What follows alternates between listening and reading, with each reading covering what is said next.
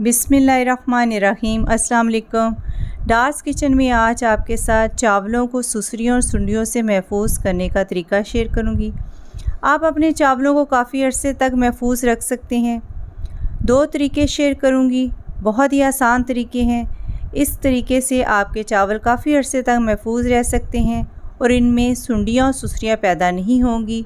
ख़ास तौर पर नमी के मौसम में सुसरियाँ और सुंडियाँ पैदा हो जाती हैं। तो नीचे कपड़ा बिछा लिया है, तो पेडेस्टर फ़ैन की हवा की मदद से सारी सुसरियाँ जो है ना इस तरह उड़ जाएंगी। ऊपर से चावल नीचे गिरा रहे हैं, हवा के प्रेशर से एक तरफ सारी सुसरियाँ गिर रही हैं और चावल जो साफ़ होना शुरू हो गए हैं। ये वाला तरीका 2 दफ़ा करेंगे ताकि चावल अच्छे तरीके से साफ़ हो जाएं। ये मेरी हेल्पर हैं तो इनसे मैं करवा रही हूँ। ये देखिए काफ़ी ज़्यादा जो सुसरियाँ हैं वो चावलों में से निकल चुकी हैं, साइड पर गिर गई हैं हवा की मदद से। तो इनको इकट्ठा कर लेंगे, एक तरफ कर लेंगे। दूसरे नंबर पर आपने चावलों को धूप में नहीं रखना, धूप में रखेंगे तो चावल टूट जाएंगे। बस हवा के प्रेशर से ही आपने चावलों को साफ़ करना है, तो चावलों के अंदर से सारी सुसरियाँ सुंडियाँ निकल जाएंगी। दूसरा तरीका ये है, इस तरह मैंने गाज के छोटे छोटे से पीसेस काट लिए हैं, साइड से कट लगाकर डोरी की शक्ल में बना लिया है, ताकि जो हम पोटलियाँ बनाएंगे तो उनको बांधने के लिए गाज का कपड़ा ही इस्तेमाल करें। ये वाली नीम है, खुश्क नीम का इस्तेमाल करूँगी 1 टेबलस्पून के बराबर। बाज़ लोग डायरेक्ट नीम भी चावलों में डाल देते हैं, मगर मैं पोटली बनाकर इसमें शामिल करूँगी। मिर्चों का भी इस्तेमाल करेंगे। अगर आप मिर्चें इस्तेमाल नहीं करना चाहते तो इसको स्किप भी कर सकते हैं।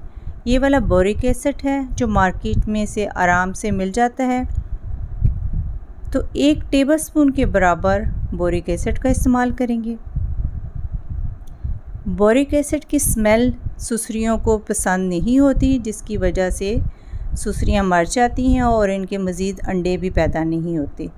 1 टेबलस्पून के बराबर पोटली में मैंने बोरिक एसिड डाल दिया है और साइड पर जो कपड़ा काटा हुआ है तो उससे अच्छे तरीके से बांध लेंगे, ताकि एक्स्ट्रा डोरी की हमें ज़रूरत ही ना पड़े।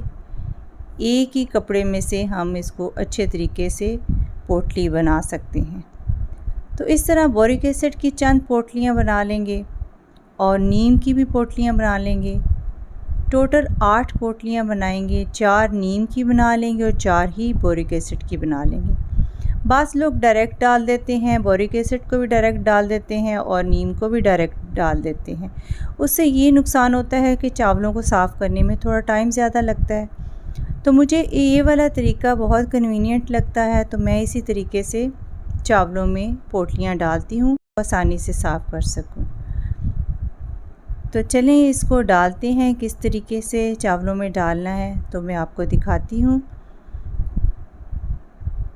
अगर आप इस तरीके से चावलों को महफूज करेंगे तो काफ़ी अरसे तक आपके चावलों में सुसरियाँ और सुंडियाँ नहीं पड़ेंगी। नीचे मैंने बाल्टी में थोड़े से चावल डाले हैं। अब इसके ऊपर नीम की और बोरिक एसिड की पोटलियाँ बिछा दूँगी।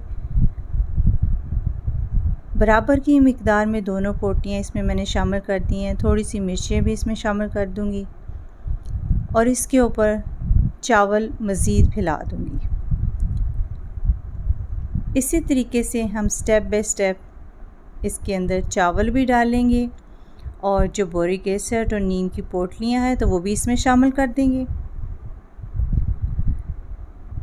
तकरीबन ये 10 से 15 किलो चावल हैं। इतनी मिकदार के जो चावल होते हैं इसमें 8 पोटलियाँ बहुत होती हैं, 4 बोरिक एसिड की और 4 ही नीम की। थोड़ी सी ऊपर मिर्चें डाल दी हैं और फिर इसके ऊपर चावल डाल देंगे और बाल्टी को जो है अच्छी तरह आपने बंद करके रखना है। एयर टाइट जार में डाल रहे हैं तो उसको भी आपने टाइटली बंद करके रखना है, ताकि जो बोरिक एसिड की और नीम की स्मेल है वो इसके अंदर ही रहे और जो थोड़ी बहुत सुसरियाँ हैं वो भी ख़त्म हो जाएं और मज़ीद ना पैदा हों। नमी के मौसम में अक्सर सुंडियाँ और सुसरियाँ पैदा हो जाती हैं। ये वाला तरीका आप अपनाएंगे तो आपके चावल काफ़ी अरसे तक रहेंगे। आप इस तरीके से अपने चावलों को महफूज रखें और मुझे इसका फ़ीडबैक दें। अपना बहुत सारा ख्याल रखें, अपनी दुआओं में याद रखें। अब इजाज़त दें। अल्लाह हाफ़िज़।